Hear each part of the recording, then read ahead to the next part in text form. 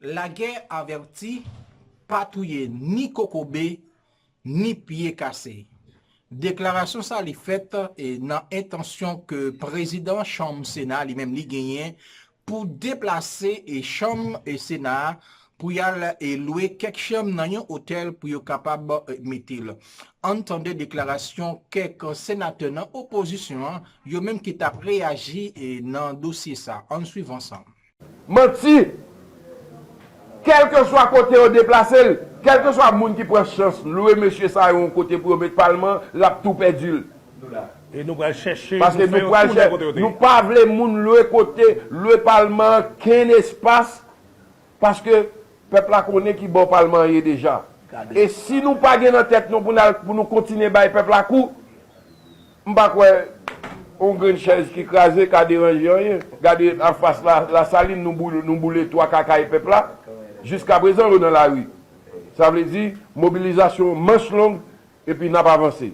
Jovenel pour aller. N'importe espace, yo prend pour Parlement, on a considéré que louer Kaili pour Parlement. Il n'est pas privé encore. Il n'est pas privé encore. Si son l'autre Kaili pour l'État, il n'est pas pour l'État, pour Parlement. Donc ça que tu fait la saline là, il va le faire plus mal côté au Parlement. Dossier dialogue. Dans ceci pour capable porter une réponse à crise que le pays a traversé jeudi, plusieurs partis politiques étaient réunis dans l'hôtel Kinam pour être capable d'initier une formule pour être capable de commencer le dialogue dans le pays. On suit comment ça est.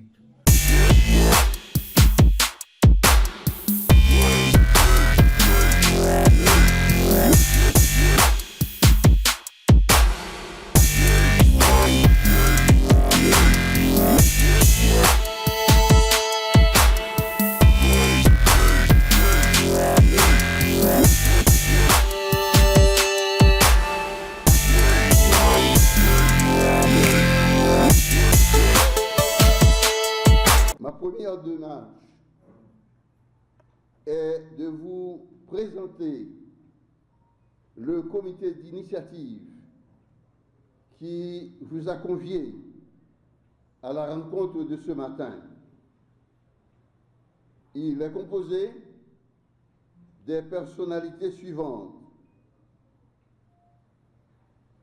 Madame Lila Zéphirin, du réseau Femmes NIP, de Madame Ziki, présidente de l'association des membres du Nord, du professeur Max Attis et de ses représentants de la diaspora qui sont venus à la fois de Boston et de l'Australie. Par ma voix, le comité d'initiative prend plaisir à vous accueillir et à vous souhaiter la bienvenue dans cette enceinte désormais historique, parce qu'avec le recul des temps, elle sera considérée comme le lieu où Haïti, empêtré dans une grave crise qui menaçait les fondements de l'État, a pu dégager une proposition de sortie heureuse de crise susceptible de gommer les différences et de rassembler tous les enfants de Dessalines, de Christophe et de Pétion autour d'un même projet de développement, un projet qui va fondre tous les intérêts dans un même projet pour redonner à Haïti sa place d'antan dans le concert des nations comme la perle des Antilles. En effet, depuis plusieurs mois déjà, comme nous en sommes les témoins, et comme tous les peuples de la région des Caraïbes, de l'Amérique, de l'Afrique, de l'Asie, de l'Australie et de l'Europe en sont les témoins, Haïti, notre pays, se trouve confronté à des troubles politiques d'une telle ampleur et d'une telle férocité, tant verbale que physique, qui font penser aux luttes fratricides qui ont décimé des populations de certains pays en Afrique, l'alma mater. La vie en Haïti est aujourd'hui paralysée.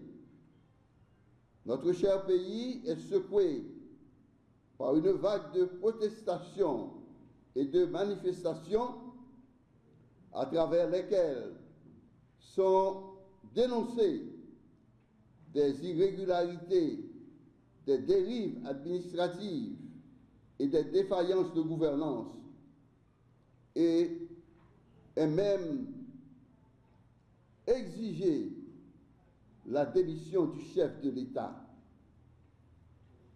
Les manifestations sont parfois porteuses de légitimes revendications. Malheureusement, elles sont souvent violentes, occasionnant de grands dégâts.